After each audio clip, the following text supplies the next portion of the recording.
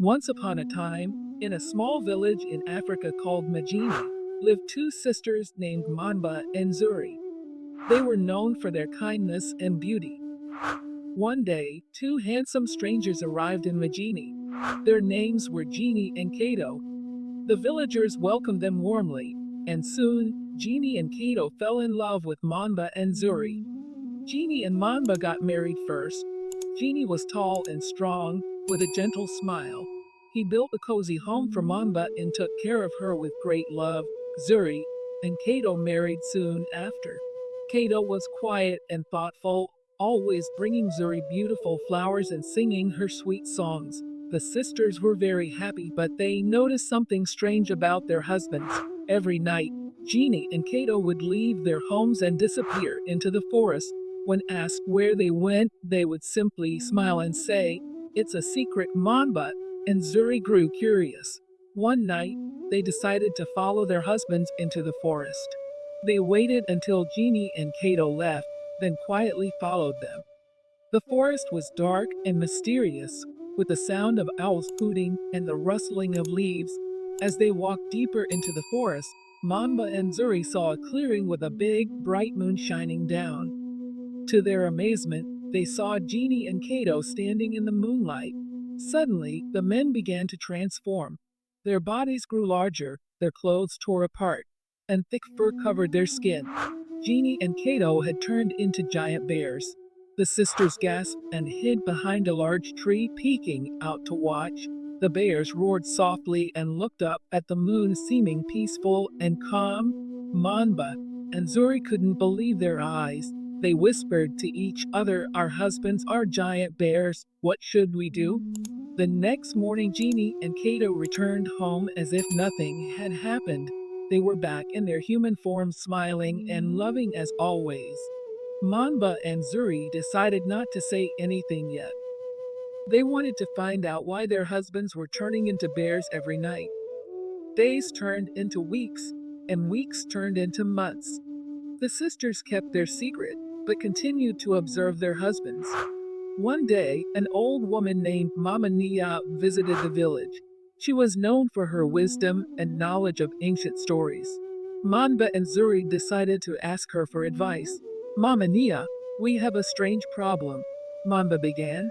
"Our husbands turn into bears every night," Zuri added. Mama Nia's eyes widened. "Ah, the story of the bear guardians," she said. "Long ago, a powerful spirit granted some men the ability to transform into bears to protect the forest and its creatures. They were chosen because of their kind hearts and bravery, but why didn't they tell us?" Mama asked. "Maybe they were afraid you wouldn't understand." Mama Nia replied gently. "They have a great responsibility, and perhaps they thought it was best to keep it a secret." Mamba and Zuri nodded, understanding their husband's actions better. They decided to speak to Genie and Kato about what they had learned. That night, after dinner, Mamba and Zuri sat down with their husbands. "We know your secret," Mamba said softly. "We saw you turn into bears," Zuri added. Genie and Kato looked at each other in surprise. "We were afraid to tell you," Genie admitted. "We didn't want to scare you," Kato explained. Mamba took Genie's hand. "We love you, no matter what," she said. Zuri hugged Kato. "We just want to understand," she whispered. Genie and Kato smiled with relief. "We are bear guardians," Genie explained. "We protect the forest and its animals. It's our duty. But we never wanted to hide it from you," Kato added. "We just didn't know how to tell you." Mamba and Zuri promised to support their husbands and keep their secret. They were proud of the noble task their husbands had taken on. From that day on, they lived happily, knowing the true nature of their beloved husbands. But little did they know, a new challenge was about to arise in the forest, one that would test their courage and love even further. One night, as Genie and Kato prepared to transform into bears, they noticed an unusual disturbance in the forest. The air was filled with tension, and strange noises echoed through the trees. Mamba and Zuri, sensing something was wrong, decided to follow their husbands once more.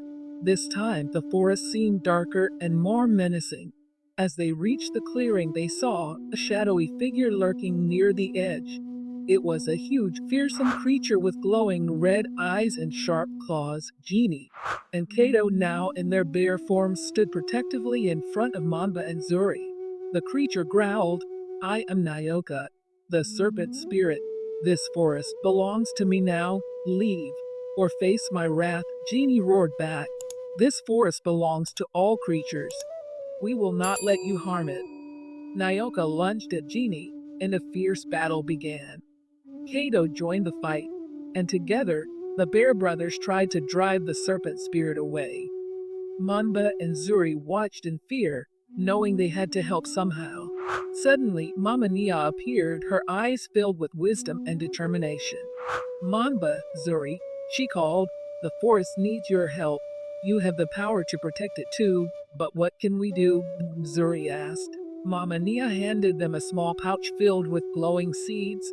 "These are seeds of light. Plant them around the clearing, and they will create a barrier to protect Mjini and Kato." Mamba and Zuri took the seeds and quickly started planting them in a circle around the clearing. As they planted, the seeds began to sprout, growing into beautiful, radiant flowers. The flowers emitted a warm golden light, creating a protective barrier around the bears. Nyoka hissed in anger, unable to break through the barrier. "This isn't over," he snarled before slithering away into the darkness. Mjini and Kato, now safe, reverted to their human forms and hugged Mamba and Zuri tightly. "You saved us," Mjini said, his eyes filled with gratitude. "We did it together," Zuri replied, smiling. Mama Nia nodded approvingly. "The power of love and unity is stronger than any darkness," she said. But the danger was not completely gone. Nyoka had retreated, but he was still out there plotting his return. The village of Mjini needed to stay vigilant and work together to protect their home. Mamba and Zuri knew their lives had changed forever. They were no longer just the wives of the bear guardians, they were guardians themselves, ready to face any challenges that came their way. With Mjini and Kato by their sides, they felt stronger and more determined than ever. The next morning, the villagers gathered to hear the story of the night's events. Mamba and Zuri told them about Nyoka and the seeds of light. The villagers were amazed and vowed to help protect the forest and their beloved bear guardians.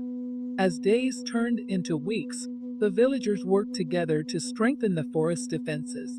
They planted more seeds of light and learned about the different spirits that lived in the forest.